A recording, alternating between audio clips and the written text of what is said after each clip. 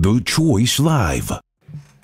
Donc pour nous, les matchs amicaux, c'est des matchs où on cherche notre manière de jouer, notre système. Est-ce que ça va réussir ou ça ne va pas réussir? Donc le contexte réel du jour, c'est le match. Bien que nous, on les entraîne tous les jours, 2 séances par jour et tout, mais le match te donne les déchets et la qualité individuelle et collective de l'équipe. Pour nous, hier, c'était un match réussi, c'est vrai. On a fait le plein. Il y avait beaucoup de motivation. On avait un adversaire très coriace qui a joué avec un système qui nous a posé quelques problèmes, avec un 3-5-2 qui se transforme en 5-4-1. Donc on a trouvé la faille. En deuxième mi-temps, on a marqué. Ça va donner une motivation intrinsèque pour mes joueurs, pour la continuité des matchs qui vont venir. Aujourd'hui, on a une séance de décrassage. On va enlever la fatigue, si vous voulez, et revoir le match en analyse vidéo pour voir les fautes qu'on a fait. Et toujours, c'est vrai que demain, c'est très tôt, parce que normalement, on devrait avoir 2 jours de repos pour jouer au même rythme. Mais on est prêt, parce que déjà, depuis 40 jours, on s'entraîne 2 séances par jour, à 2 heures, 2 heures, 4 heures par jour. Pour nous, un match, ça va se jouer normalement sur le plan physique. On va jouer contre notre équipe, c'est de mon ami Kigali, et je crois que ce ne sera pas un match facile. Il n'y a pas de match facile. Il y a toujours des matchs où il y a la motivation de l'adversaire qui joue en fonction des capacités individuelles de son équipe. Donc, pour moi, c'est très, très bien. C'est une bonne préparation pour le Champions League, pour le championnat, pour la Coupe, Inch'Allah, au futur. Donc, tous les matchs qu'on joue, on nous joue avec sérieux. Et on cherche avec un seul objectif, c'est gagner, mais pas n'importe quoi. Nous, on entrait dans le stade de la formation individuelle des joueurs et collective. Donc j'impose la manière de jouer, peu importe le résultat, c'est des matchs amicaux. Mais pour moi, je juge mes joueurs à travers le match. Est-ce qu'ils ont respecté le schéma tactique? Est-ce qu'ils ont joué comme nous, on s'entraîne? Et non comme eux, ils veulent. C'est très important pour moi et je crois que les coachs vont partager mon opinion. Bien sûr, merci pour la question. Premièrement, participer à un tournoi avec des équipes de haut niveau, vraiment, ça va nous aider pour s'arrêter sur les qualités individuelles et collectives et la progression de notre travail avec le groupe. Jouer contre Azam, AS Kigali ou APR Football Club, vraiment, c'est quelque chose d'important pour moi d'analyser la manière dont mon équipe elle est en train de progresser sur le plan technico-tactique.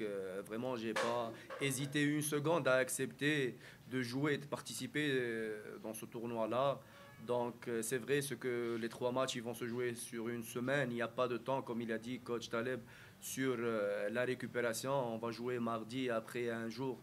On joue jeudi contre APR, 2 grands morceaux, Azam et APR, mais c'est une bonne occasion de progresser sur le plan physique parce que ces matchs-là, on va les prendre comme une séance pique sur le plan physique et aussi de côtoyer de grandes équipes, surtout sur le plan tactique, qui vont jouer les compétitions africaines.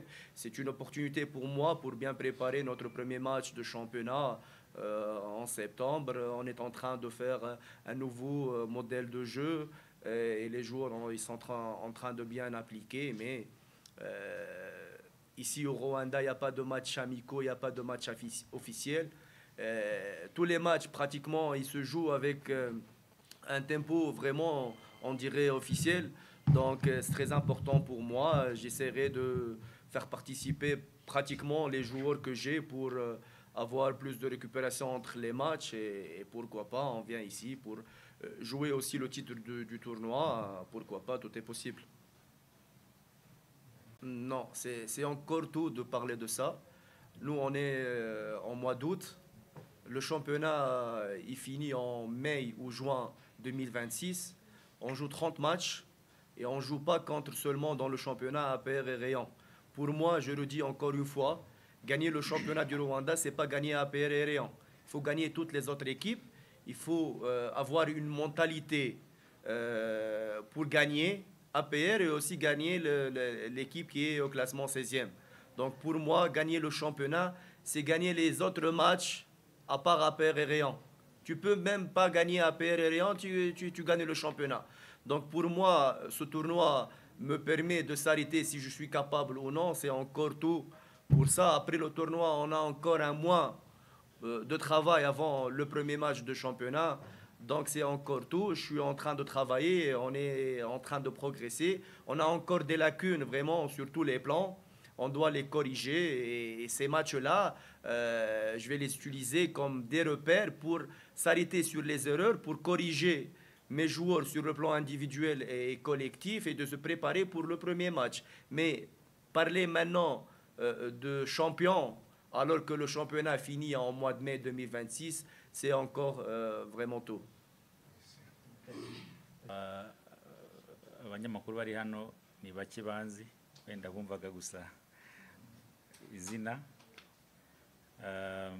wenda mbere ko ngira icyo mvuga ku Nyirabahizi banza nshimire equipe ya PRFC kuri iki gitekerezo bagize cy'Nyirabahizi, igitekerezo cyiza kandi nibaza yuko kizafasha n'amakipe yandi kwitegura no kureba performance yabo muri next season.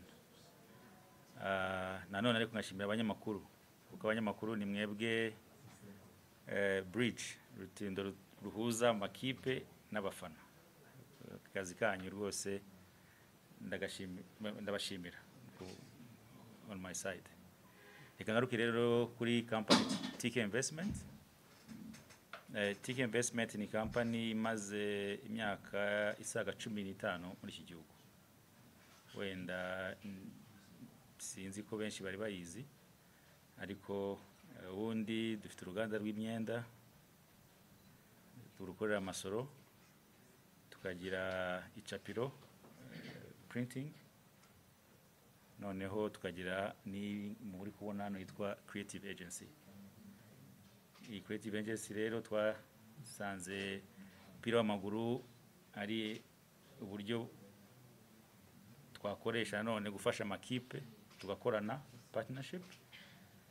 So ni naho havuye igitekerezo cyo gutegura iyi Nyirabahizi dukoranye na APRFC. Iyi Nyirabahizi nkuko mubizi chairman yarayitangije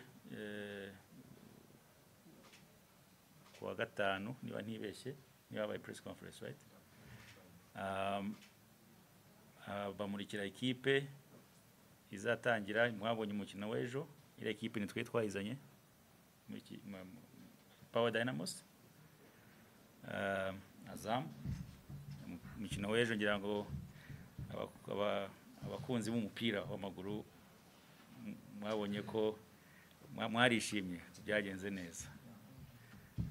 Ubu noneho turakomeje muri tournament yindi ya Azam. Izatangira ejo igasozwa ku cyumweru, aho uzaba afite amanota menshi azahabwa igihembo. Ariko mbere ko mvuga kuri fixtures, imikino kuntu izagenda, iyi Nyirabahizi ni tournament izahoraho buri mwaka. Nakuvuga ngo uyu munsi yahuje AS Kigali, Police, APR, Azam, Power Dynamos, ariko umwaka utaha bitewe n'ubufatanye n'amakipe buriya tuzareba ko bishoboka ko twazana izindi kipe. Kandi nkashaka ko emphasizinga yuko TK Investment ni company y'ubucuruzi. We are open gukorana na kipe yari yose. Ntabwo turi mandatory cyangwa gukorana na APR gusa. Ni kipe yari yose amarembo arafunguye, shaka ko dukorana, we are open. Ari ukuzana equipe bahura nayo cyangwa se mu gufatanya muri season,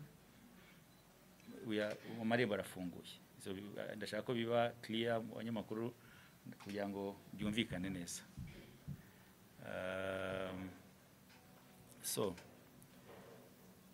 iyi gahunda rero ya tournament, ejo hari umukino imikino izabera kuri Pele Stadium, izahuza Azam Police saa 10, hanyuma igahuza saa moya APR AS Kigali. Tukazongera guhura ku itariki 21 Azam AS Kigali saa 10, APR Police saa moya.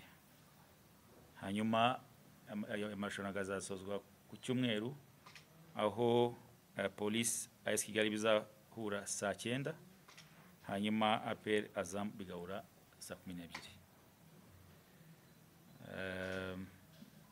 Numva ikibazo twagiteshejeho cyane mu nama twakoranye na Ferwafa n'abakomiseri n'abatoza n'amakipe yose azaba ari muri tournoi. Twemeje rero ko nta mukino uzabaho kunganya n'ibibaho, hazajya haterwa penalty, hanyuma hagire ikipe itsinda. Tuza gutekereza uko byagenda, kuko ikipe zizatsindana hari igihe tuzasanga ikipe nk'eshatu za mbere zose zinganya amanota. Byabaye ngombwa ko dutekereza ko twareba uko ikipe zagiye zitsindana kugeza kuraba tubanza ibitego, hanyuma ebyiri za nyuma turebe uko zatsindanye.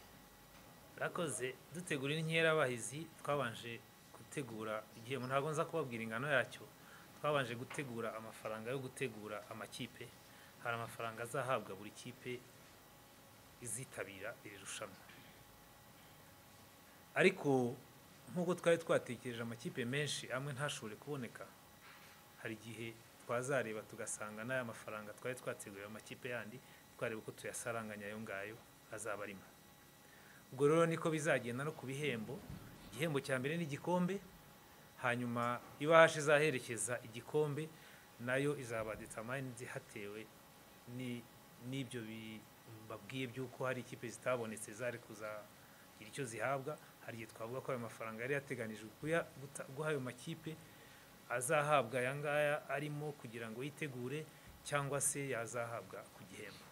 Ubwo igihembo tuzakibamenyesha uko iminsi igenda iza. Twatumiye Rayon Sport, mwarabyumvise, chairman yarabisobanuye neza. Hari n'indi kipe yo hanze ntaza kuvuga izina nayo twari twatumiye, ariko nayo ku munota wa nyuma ivuga ko itazaboneka. The Choice Live.